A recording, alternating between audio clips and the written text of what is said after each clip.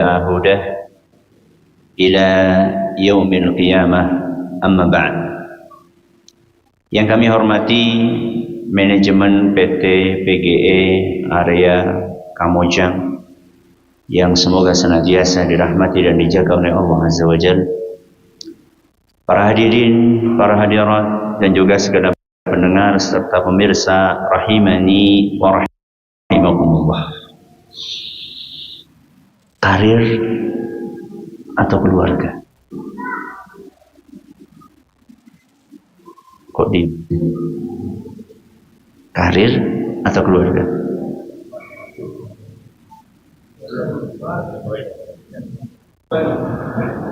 Satu kata. Hah? Karir atau keluarga? Semua. Satu kata ya, semua. Kita itu sering mengalami suasana yang dilematis. Seakan-akan kalau bersikap profesional dalam pekerjaan itu berkonsekuensi untuk mengabaikan keluarga. Sebaliknya ada anggapan yang muncul bahwa memperhatikan keluarga itu akan berimbas kepada karir dan pekerjaan. Sehingga kita sering merasa bersalah ketika ingin mengejar karir, kita akan kehilangan momen-momen tumbuh kembang anak, momen-momen makan bersama dengan keluarga, momen-momen ketika kita bercengkerama dengan istri kita.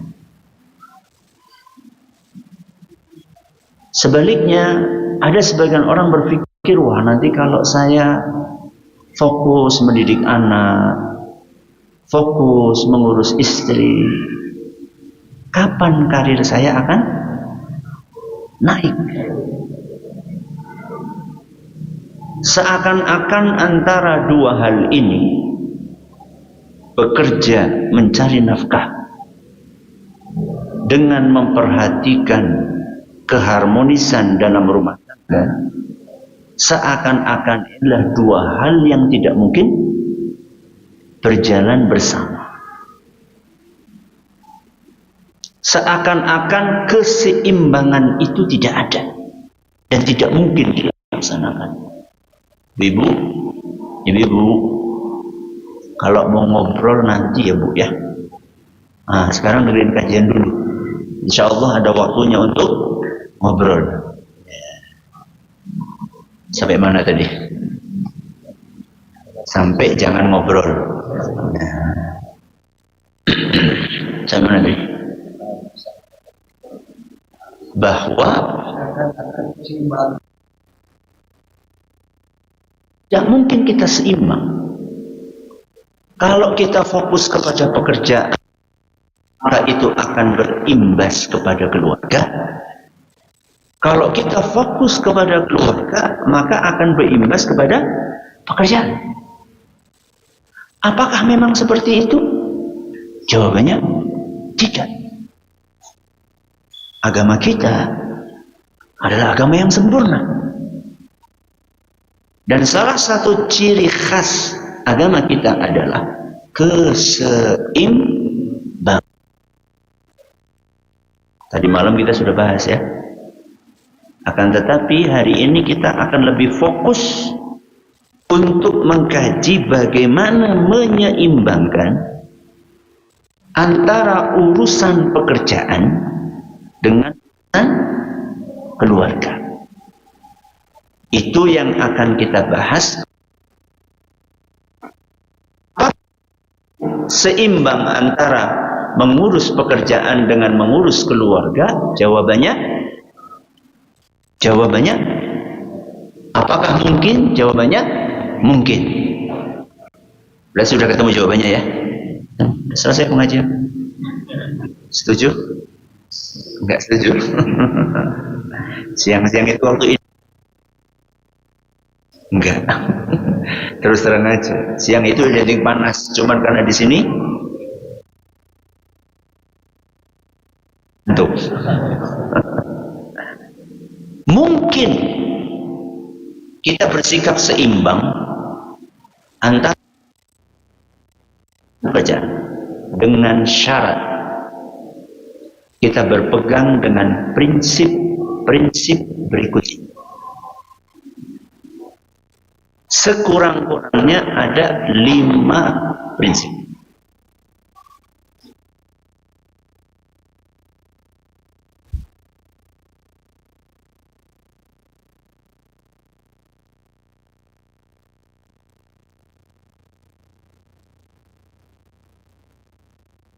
Usahakan ngaji itu jangan jiping.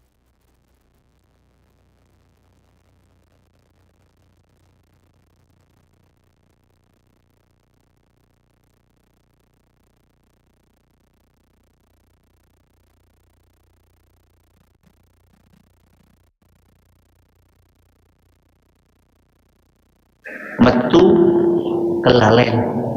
Tahu kelalen? Enggak tahu ya. Lupa. Ya, kelalen itu bahasa saya. Ya, keluar terus lupa. Ustaz, yang nyatet aja. Nyatet. Yang nyatet aja.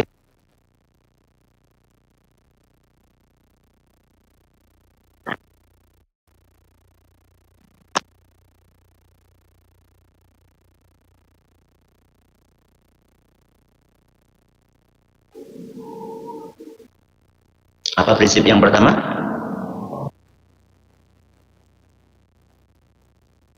Sama kewajiban.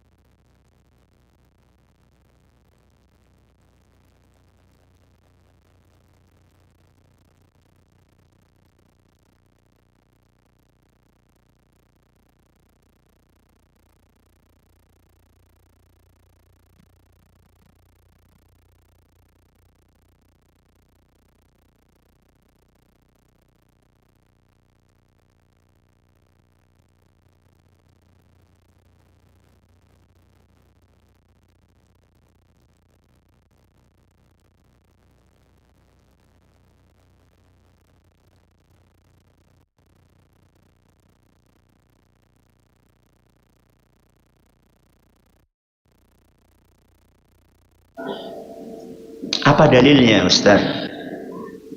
Bahwa bekerja mengurusi keluarga adalah kewajiban. Dan apa dalilnya?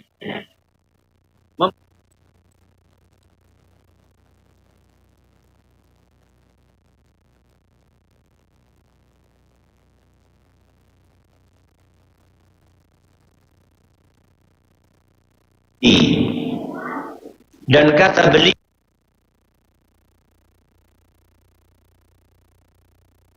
wasallam bersabda, ala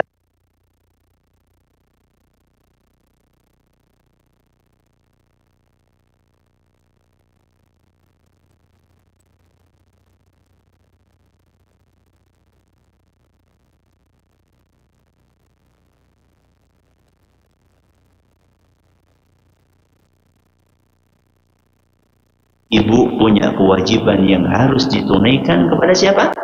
Suami. Apa kewajiban suami kepada istri? Ala wa haqquhunna 'alaikum an fi kiswatihinna wa ta'amihinna. Kewajiban kepala rumah tangga para suami adalah bekerja menafkahi keluarganya, terutama terkait dengan sandang dan pangan. Ya. Dan ini tidak mungkin bisa kita kerjakan kalau kita enggak kerja. Berarti kerja itu harus atau tidak harus? Harus. Oke, ini kewajiban bekerja. Kewajiban mengurusi keluarga. Ayat 6. Siapa yang bisa menyebutkan bunyi ayatnya? Dapat hadiah. Surat At-Tahrim ayat 6. Silakan.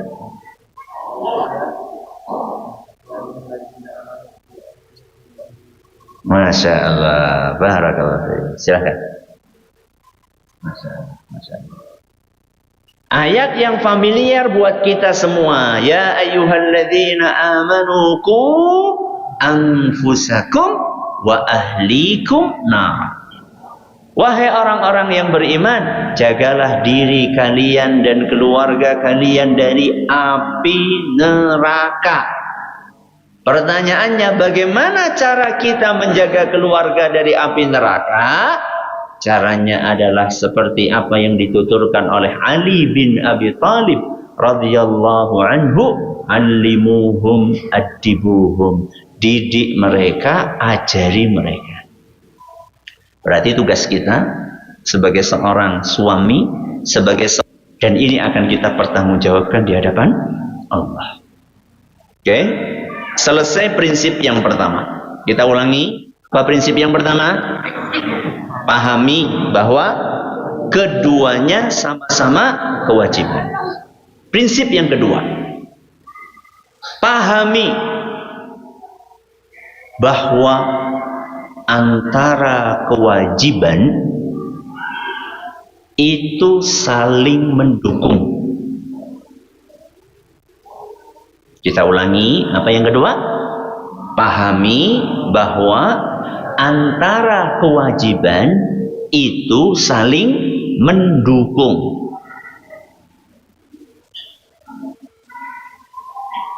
Dalam pembahasan kita ini adalah antara kewajiban bekerja dengan kewajiban memperhatikan keluarga itu saling apa? Mendukung. Kenapa ini perlu kita jelaskan? Karena kedua-duanya adalah perintah Allah. Masa antara perintah Allah yang satu dengan perintah Allah yang lainnya saling bertentangan? Kan tidak mungkin. Karena kedua-duanya sama-sama perintah Allah dan perintah Rasul sallallahu alaihi wasallam, maka itu saling mendukung. Tidak mungkin antara satu perintah dengan perintah yang lainnya saling menihilkan, saling mengganggu. Tidak mungkin. Maka ketika kita bekerja, itu tidak boleh dijadikan sebagai alasan untuk mengabaikan keluarga. Begitu pula ketika kita membimbing keluarga kita, perhatian dengan keluarga kita, jangan itu dijadikan sebagai alasan untuk tidak bekerja secara profesional. Justru sebaliknya, Bapak Ibu yang kami hormati, antara satu tugas dengan tugas yang lain ini saling mendukung. Buktinya apa? Buktinya seorang pekerja yang tinggal di rumah tangga yang harmonis, pekerjaannya produktif atau tidak produktif? Produktif.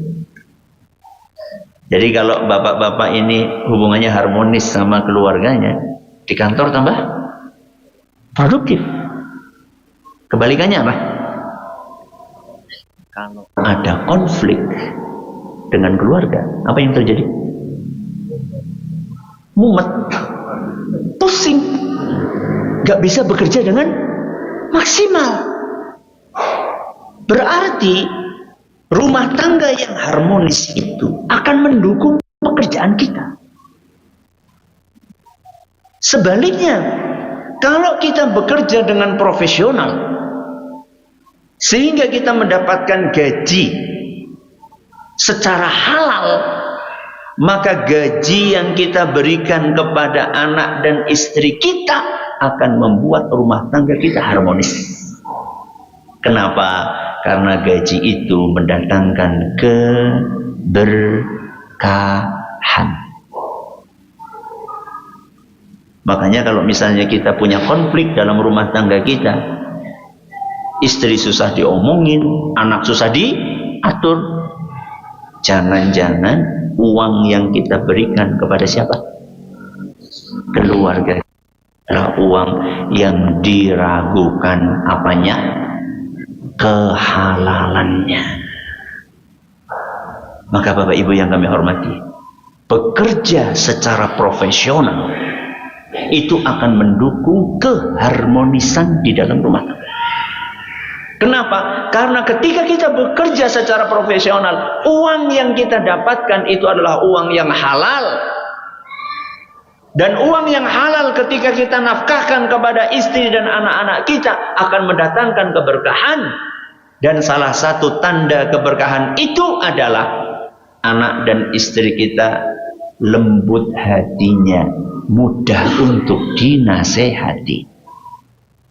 Sudah berapa prinsip? 2. Oke. Kita pindah prinsip yang ketiga. Cepat kan kajiannya kan? Berarti tinggal berapa prinsip? Dikit lagi. Nah, makanya fokus. Insya Allah kalau fokus cepat selesai. Kalau nggak fokus lebih cepat selesai. Prinsip yang ketiga, fokus saat menjalankan kewajiban. Apa prinsip yang ketiga? Fokus saat menjalankan kewajiban. Kewajiban yang mana? Ya dua-duanya. Kewajiban bekerja dan kewajiban mendidik keluarga. Sama-sama fokus. Kenapa kita harus fokus? Secara teori, dua kewajiban tadi tidak mungkin bertabrakan. Itu secara apa? Teori. Tapi ngomongin realita, itu kan teori ya.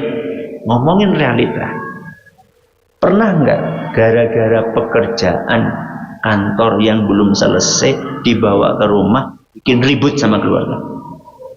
Pernah? Pernah? Pernah atau sering? Sering. Berarti antara teori dengan realita berbeda. Pernah atau tidak kita lagi berusaha untuk healing sama keluarga, tahu-tahu ada panggilan dari kantor, terus keluarga jadinya apa? Uring-uringan. Pernah? Sering. Berarti Ustadz, antara teori dengan realita ini nggak berbanding lurus. Terus apa yang mesti kita lakukan? Yang mesti kita lakukan adalah fokus. Kejadian-kejadian yang tadi saya sebutkan itu salah satu sebabnya adalah karena tidak fokus. Kenapa pekerjaan di kantor bisa sampai dibawa ke rumah? Karena nggak selesai di kantor. Kenapa nggak selesai di kantor? Karena ketika di kantor nggak fokus. Bekerjanya sambil scrolling medsos. Betul atau tidak betul? Ngetiknya 5 menit, nonton YouTube-nya 1 jam. Bagaimana akan selesai pekerjaan? Dan itu nggak profesional. Saya tanya, kalau dulu kan, zaman dulu itu kan baca koran ya. Ya, waktunya ngurusi pekerjaan malah baca koran. Sekarang koran masih ada? Masih, tapi pindah kemana? Pindah ke internet ya, pindah ke dunia maya. Kita nggak sadar kadang-kadang. Ketika kerja ngetik sebentar, nyari apa? Refreshing. Akhirnya buka berita. Niatnya mau cuma baca 1 berita. 1 berita paling kan cuma 2 menit, 3 menit. Ternyata nggak sadar pindah dari satu web ke web yang lainnya bisa sampai 1 jam, 2 jam. Akhirnya pekerjaan itu menumpuk. Karena menumpuk nggak selesai, dibawa kemana? Ke rumah. Maka solusinya adalah fokus. Di kantor selesaikan pekerjaan yang bisa kita selesaikan. Caranya adalah hindari hal-hal yang bisa mendistrak pekerjaan kita. Salah satunya adalah scrolling. Fokus itu dituntut di kantor atau di rumah? Dua-duanya. Kenapa ketika kita di rumah kadang-kadang tidak fokus? Lagi-lagi karena saat makan bersama dengan keluarga, semuanya pegang HP. Betul atau tidak betul? Betul. Tidak betul?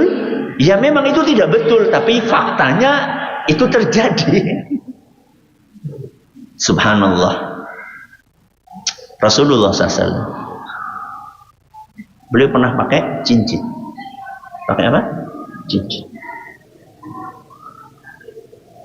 Di dalam hadis riwayat Abu Dawud, saat beliau ngisi pengajian, tiba-tiba cincin beliau lepas.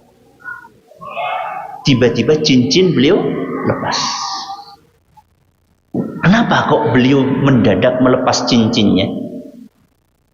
Kata Nabi SAW,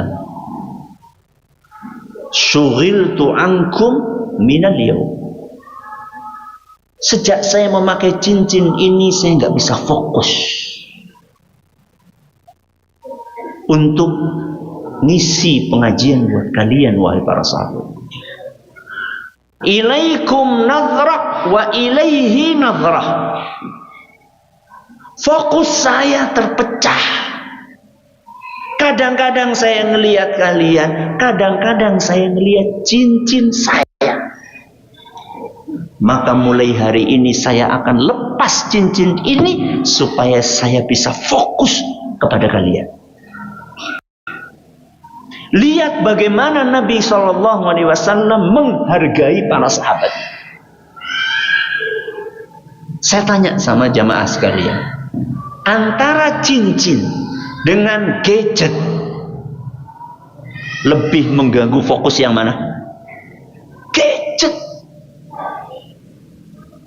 Masih ingat zaman batu? Zaman batu akik masih ingat? Yeah. Itu lumayan mengganggu fokus kan? Lagi sholat aja ngelihat samping. Ini batunya apa nih? Tapi itu kan gak lama. HP itu ada berapa aplikasi di dalamnya? Ada puluhan aplikasi.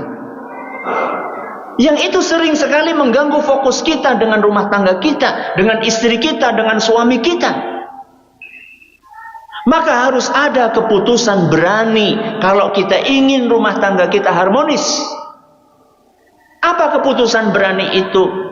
Putuskan ada waktu-waktu yang HP tidak boleh mendistrak keharmonisan hubungan kita dengan keluarga kita.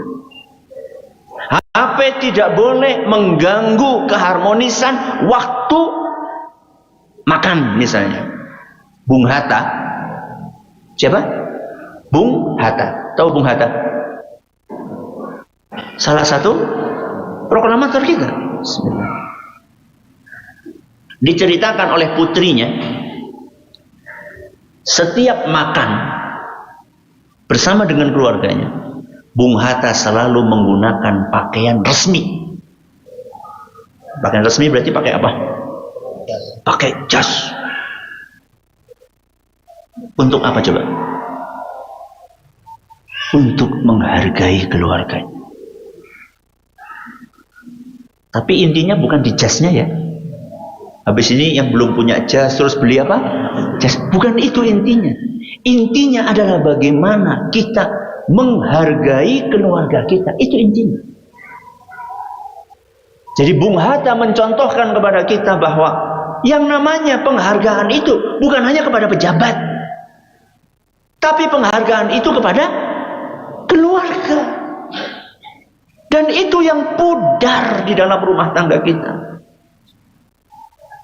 Suasana makan yang seharusnya menjadi suasana yang hangat, menjadi dingin sedingin-dinginnya. Karena masing-masing sibuk dengan HP-nya. Bahkan kadang-kadang kita pengen makan bareng di luar untuk menjaga keharmonisan rumah tangga, supaya rumah tangga hangat. Begitu duduk di kursi, datang siapa? Pelayan, ya. Kemudian nanya, "Bapak mau pesan apa?" Dia sambil megang HP. "Ibu dulu." Sibuk. Sibuk ngapain? Scroll. Maka pelayannya ngomong sama ibu, "Ibu mau pesan apa?" "Kakak dulu." Karena ibunya juga apa? Lagi sibuk. "Kakak mau pesan apa?" "Adik dulu." "Adik mau pesan apa?" "Bapak dulu." Subhanallah. Ini katanya momen makan bareng di luar untuk menghangatkan rumah tangga. Itu bukan hangat, itu dingin. Maka harus ada keberanian di dalam rumah tangga kita. Dan bapak-bapak punya peran yang sangat vital untuk membuat aturan tersebut. Dan kita kalau bikin aturan harus jadi contoh. Kita bikin aturan, nggak boleh ada HP ketika makan. Kita sendiri pegang HP. Nggak konsisten namanya. Kalau kita sebagai kepala rumah tangga minta kepada anak-anak dan istri-istri kita, kok istri-istri maaf, anak dan istri kita, maaf, nggak sengaja bu, ya. Maka kita harus menjadi contoh. Kita sendiri tidak megang HP ketika makan. Ya. Seandainya kita konsisten, Bapak Ibu yang kami hormati, untuk memberikan contoh, maka insya Allah keluarga kita pun akan mengikuti. Prinsip keberapa ini? 3. Prinsip yang keempat, bersikap bijaksana saat kondisi tidak normal. Apa prinsip yang keempat? Bersikap bijaksana saat kondisi tidak normal. Bersikap bijaksana ketika kondisi tidak normal. Berarti kalau kondisi normal kalau kondisi normal gimana? Bijaksana nggak? Ya bijaksana. Cuman biasanya orang itu kehilangan kebijaksanaan ketika tidak normal gitu loh. Jadi jangan kemudian setelah itu, oh berarti kalau kondisi normal nggak usah bijaksana. Bukan kayak gitu maksudnya. Sengaja saya katakan tidak normal itu karena suasana tidak normal itu sering membuat kita kehilangan akal, kehilangan prioritas. Makanya saya tekankan harus bersikap bijaksana ketika kondisi tidak normal. Bapak Ibu yang kami hormati, rumah tangga itu tidak selalu bekerja dan berjalan secara normal. Urusan kantor juga tidak selalu bekerja secara normal. Dalam kondisi normal, dua-duanya bisa jalan bareng. Tapi ketika kondisi tidak normal, maka mau tidak mau harus ada yang dikalahkan sementara. Dalam kondisi apa? Tidak normal. Harus ada yang dikalahkan sementara, bukan seterusnya. Ya. Saat itulah kita diajarkan untuk mempraktekkan sebuah varian fikih, namanya fikhu al-aulawiyat, yang artinya adalah fikih prioritas. Jadi dalam kondisi tidak normal, mau tidak mau harus ada yang diprioritaskan, didahulukan, dan harus ada yang diakhirkan dan ditunda. Saat itu kita harus memilih mana yang lebih mendesak, mana yang lebih darurat, mana yang lebih besar maslahatnya, mana yang paling fatal dampaknya apabila ditinggalkan. Contoh, datang panggilan dari kantor untuk menyelesaikan sebuah pekerjaan, sedangkan anak di rumah sedang sakit parah. Ketika dicek suhunya ternyata sangat tinggi, bahkan anak sampai kejang. Kira-kira dalam kondisi seperti itu, kita dahulukan memenuhi panggilan bos di kantor, atau ngurusi anak segera dibawa kemana? Rumah sakit. Mana yang didahulukan? Anak. Kenapa Ustaz? Karena urusan nyawa itu nggak bisa ditunda.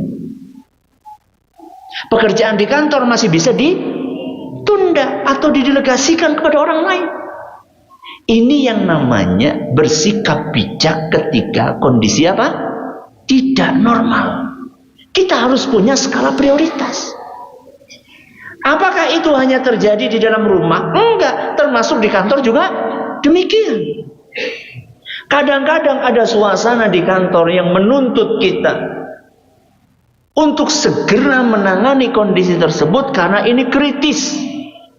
Kalau seandainya tidak segera ditangani, maka akan merugikan perusahaan secara umum, akan merugikan karyawan yang jumlahnya ribuan. Sedangkan istri kita mengingatkan, "Pak, kan kemarin janji mau pergi ke warung Lamongan." Kira-kira mana yang didahulukan? Hah? Warung Lamongan?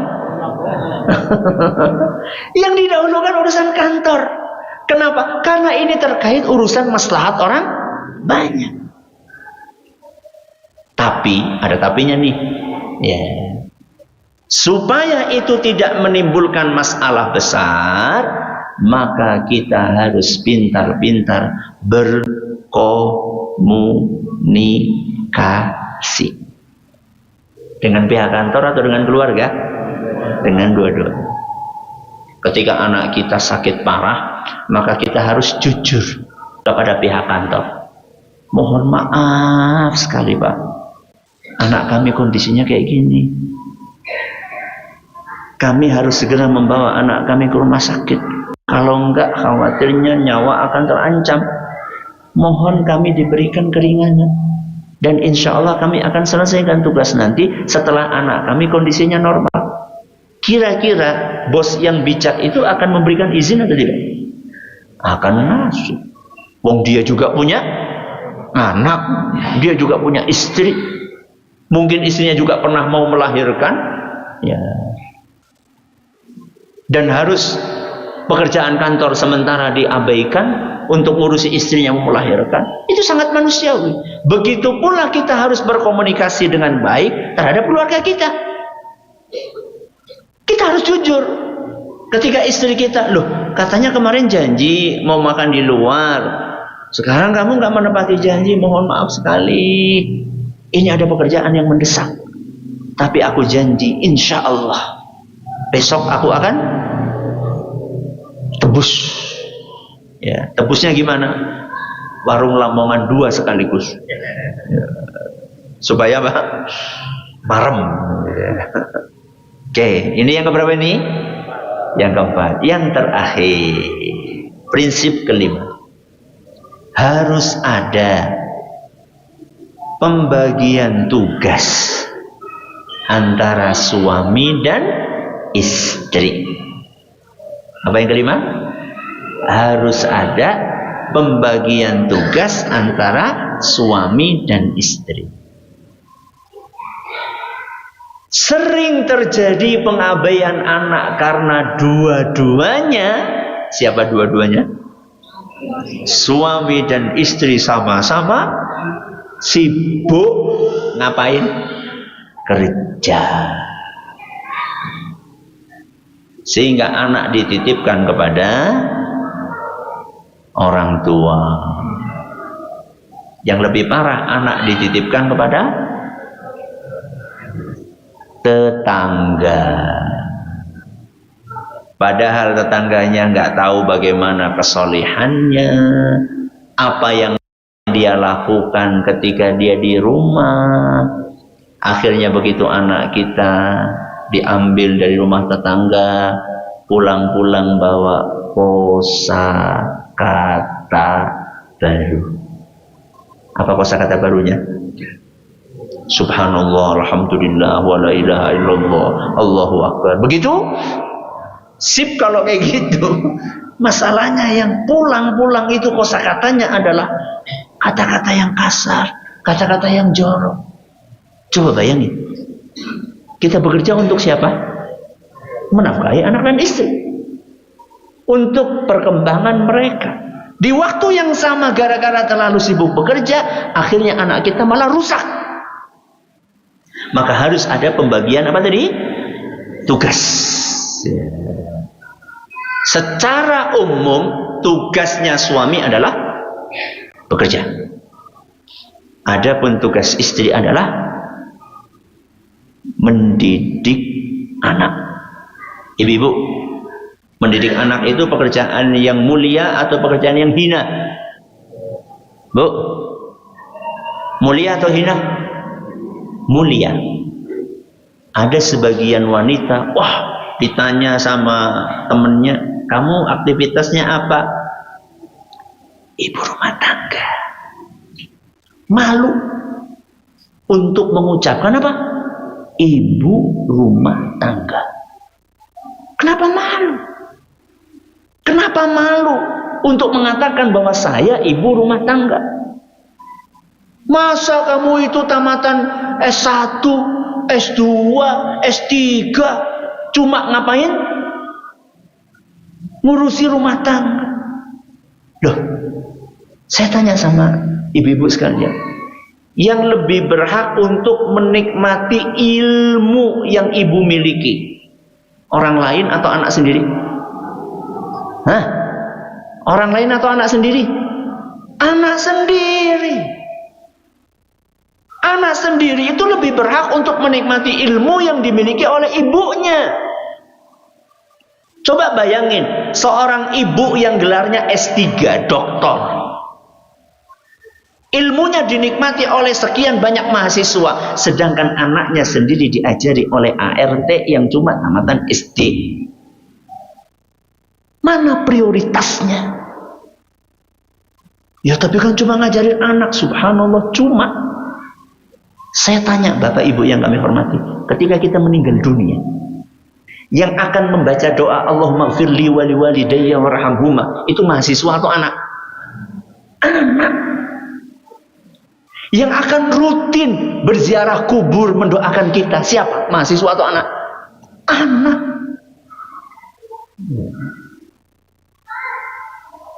Atau bapak-bapak yang akan mendoakan kita nanti di kuburan, anak-anak atau teman-teman di grup WA? Jujur, anak-anak atau teman-teman di grup WA? Saya yakin, hakul yakin, begitu jenengan meninggal dunia, Bapak Ibu meninggal dunia, teman-teman di grup WA itu akan mengucapkan bela sungkawa. Itu pun rata-rata copy paste. Betul? Apakah Bapak Ibu melakukan itu? Yes. Innalillahi wa inna ilaihi raji'un. Allahumma ighfir lahu warhamhu. Copy paste stiker. Enggak dibaca. Oke, satu, mendoakan tapi enggak dibaca. Yang kedua, kira-kira Bapak Ibu akan di-delete atau tidak di grup itu? Di-remove, dikeluarin dari grup itu. Kenapa? Takutlah. Bapak Ibu udah meninggal dunia, tahu-tahu ada WA masuk. Ini WA dari mana nih? Yang akan setia mendoakan kita siapa? Istri, anak. Maka jangan abaikan mereka. Jangan abaikan mereka. Oke, ada berapa prinsip? 5. Siapa yang bisa ngulangi? Ibu-ibu dulu. Bu, 2 prinsip pertama dan kedua saya kasih hadiah. Angkat tangan. Ya, oke. Enggak apa-apa. Saya dengar. Diangkat ya Ibu suaranya. 1. Bagus. 2. Masya Allah. Betul sekali. Silakan. Hadiahnya bisa diambil.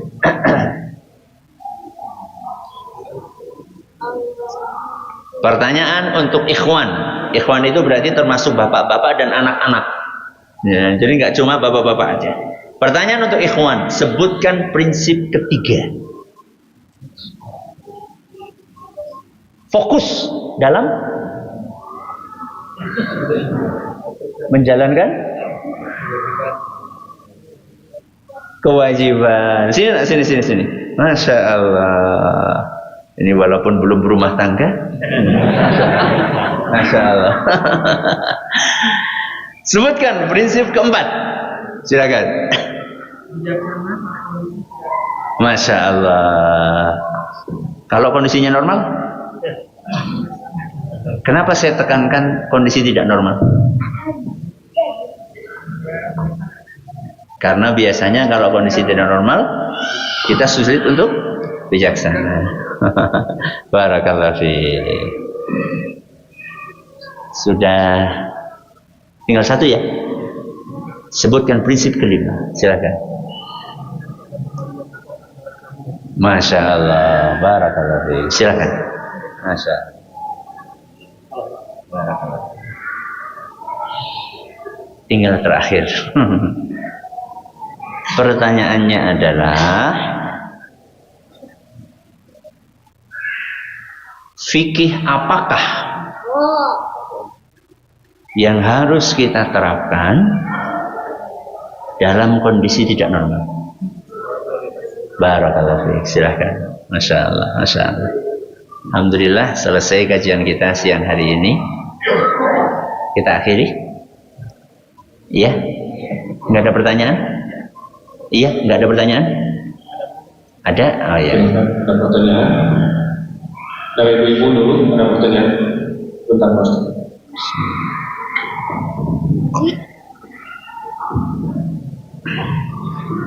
Bismillahirrahmanirrahim. Assalamualaikum warahmatullahi wabarakatuh. Waalaikumsalam warahmatullahi wabarakatuh.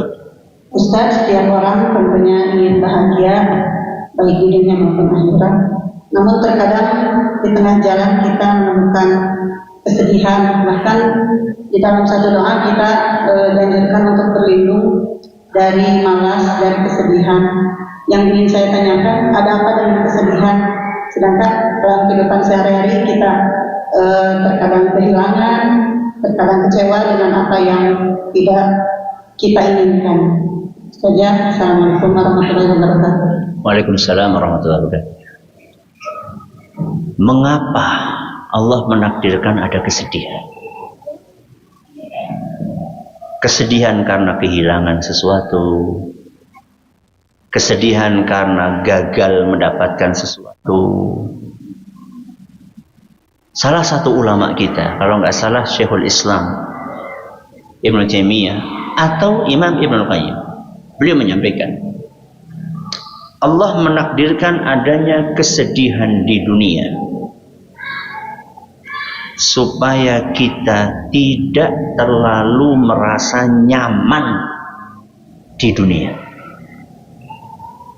dan lebih kangen akhirat. Supaya apa? Kita tidak terlalu merasa nyaman di dunia dan kangen kemana? Ke akhirat. Kenapa kita harus kangen ke akhirat? Karena itu kampung halaman kita. Sedangkan di dunia itu adalah tempat kita singgah. Saya tanya, pernah mudik? Pernah mudik? Pernah. Asyik? Asyik. Tapi 3 hari, 4 hari, 5 hari setelah itu kangen. Kangen kemana? Pulang ke rumah. Rumah kita Bapak Ibu bukan di dunia. Rumah kita di mana? Di akhirat. Dan di akhirat itulah kita tidak akan mengalami kesedihan sedikit pun kalau masuk surga. Itu salah satu hikmahnya kenapa Allah menakdirkan ada kesedihan. Supaya apa tadi? Tidak terlalu merasa nyaman di dunia dan kangen kemana? Ke akhirat. Wallahu a'lam bishawab. Tentunya masih banyak hikmah yang lain, tapi itu jawaban yang terbersit di benak saya saat ini. Ada yang lain? Fadhil. Beliau tadi nanya kenapa kita harus berlindung dari kesedihan. Kenapa, Ibu? Apakah maksudnya kenapa kita harus berlindung dari kesedihan gitu? Ya. Kalau memang itu maknanya, kenapa kita harus berlindung dari kesedihan? Karena kesedihan yang berlebihan itu tidak menyelesaikan masalah. Karena apa? Kesedihan yang berlebihan tidak menyelesaikan masalah. Kehilangan sandal, padahal sandal itu sandal branded. Di Asia cuma ada 5 limited edition. Salah satunya yang Anda pakai ternyata dipakai ke masjid hilang. Sedih? Sedih. Tapi bersedih secara berlebihan tidak menyelesaikan masalah. Maka kita dianjurkan untuk meminta perlindungan kepada Allah dari kesedihan. Yang kedua adalah kecemasan, kekhawatiran. Allahumma inni a'udzubika minal hammi wal huzni. Ya Allah, aku mohon perlindungan dari kecemasan dan kesedihan. Perbedaannya kecemasan sama kesedihan apa? Kecemasan itu sesuatu yang belum terjadi. Kalau kesedihan sesuatu yang sudah terjadi.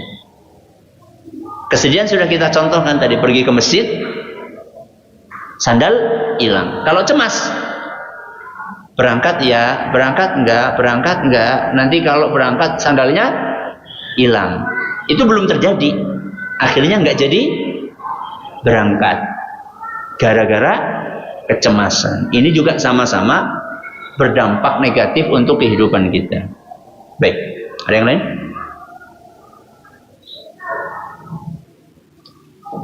Masih ada? Bismillah, Assalamualaikum warahmatullahi wabarakatuh. Waalaikumsalam warahmatullahi wabarakatuh. Jazakallahu khairan Ustaz atas kesempatannya. Semoga Allah selalu melindungi Ustaz dan keluarga. Amin. Pertanyaannya, suatu kegiatan yang mubah itu kan bisa berbuah menjadi ibadah kalau diniatkan untuk ibadah. Jika aktivitas atau kegiatan mubah itu sudah berlalu, sudah terjadi di masa lalu atau sudah lama gitu, kemudian kita baru ingin meniatkannya itu sekarang, apakah kita bisa mendapatkan pahala dari apa yang sudah apa yang kita niatkan sekarang, atau niat itu memang harus di awal gitu Ustaz? Syukran jazakallahu. Ya. Setahu saya niat itu ya dilakukan sebelum aktivitas dilakukan. Niat tidur dan jangan lupa niatnya, ya. Jangan lupa niatnya. Setahu saya begitu Ibu, setahu saya niat itu adalah dilakukan sebelum aktivitas. Wallahu a'lam. Ya.